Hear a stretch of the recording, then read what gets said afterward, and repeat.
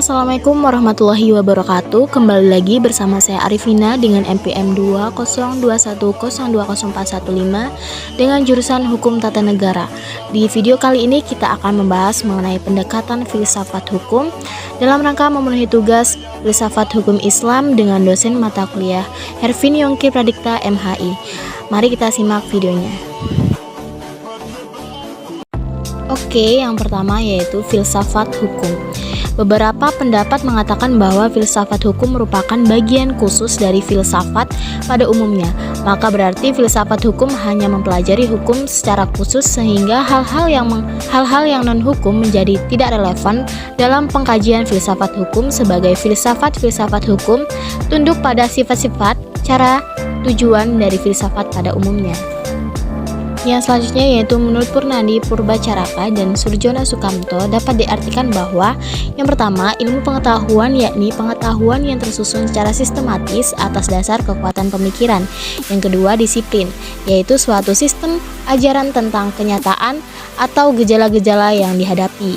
Yang ketiga yaitu norma, yakni pedoman atau patokan sifat tindak perilaku yang pantas atau diharapkan. Yang keempat yaitu tata hukum, yakni struktur atau proses perangkat norma-norma hukum yang berlaku pada suatu waktu tempat tertentu serta berbentuk tertulis.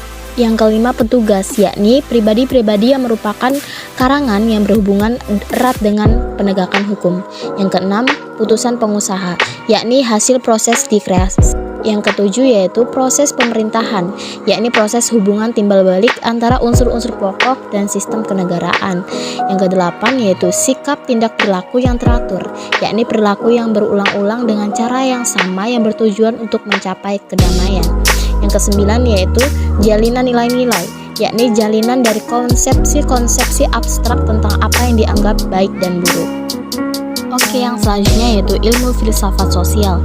Ilmu filsafat sosial merupakan cabang filsafat yang mempelajari persoalan kemasyarakatan secara kritis, radikal, dan komprehensif. Sejak Aristoteles, kajian terhadap persoalan kemasyarakatan sudah menjadi objek penelitian tersendiri. Menurut Aristoteles, susunan masyarakat mencerminkan susunan kosmos yang abadi. Manusia berkewajiban untuk menyesuaikan diri dengan susunan itu dan menaati demi keselamatannya. Kalau tidak, ia menghancurkan dirinya.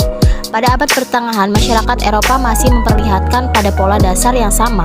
Hanya saja Darmo reaksi terhadap paham Plato dan Aristoteles. Paham tentang autonomi kosmos diganti dengan paham heteronomia, yaitu kepercayaan bahwa kosmos tidak berdiri sendiri, tetapi bergantung pada kemahakuasaan Allah. Ketertiban kosmos adalah suatu ketertiban yang telah diciptakan. Yang selanjutnya yaitu perubahan hukum dan sosial.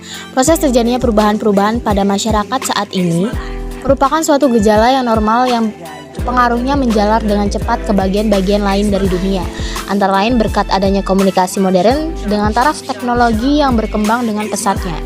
Penemuan-penemuan baru di bidang teknologi, terjadi suatu revolusi, modernisasi pendidikan, dan lain-lain kejadian yang terjadi di suatu tempat dengan cepat dapat diketahui oleh masyarakat yang lain bertempat tinggal jauh dari pusat terjadinya peristiwa tersebut. Perubahan-perubahan dalam masyarakat dapat mengenai nilai-nilai, kaidah-kaidah, pola perilaku, organisasi, struktur lembaga, sosial, stratifikasi sosial, kekuasaan, interaksi sosial, dan lain sebagainya. Yang selanjutnya yaitu mengenai perubahan. Faktor yang mempengaruhi perubahan sosial. Pada umumnya dapat dikatakan bahwa terjadinya perubahan sosial dapat bersumber daripada masyarakat itu sendiri, dan ada yang letaknya di luar masyarakat tersebut, yaitu yang datangnya sebagai pengaruh dari masyarakat lain atau dari alam sekelilingnya. Oke, sekian dulu video dari saya. Jika ada salah saya mohon maaf, dan kepada Allah saya mohon ampun. Jangan lupa subscribe dan semoga bermanfaat. Saya Ari, wallahul muwaffiq ila aqwamit thoriq. Wassalamualaikum warahmatullahi wabarakatuh.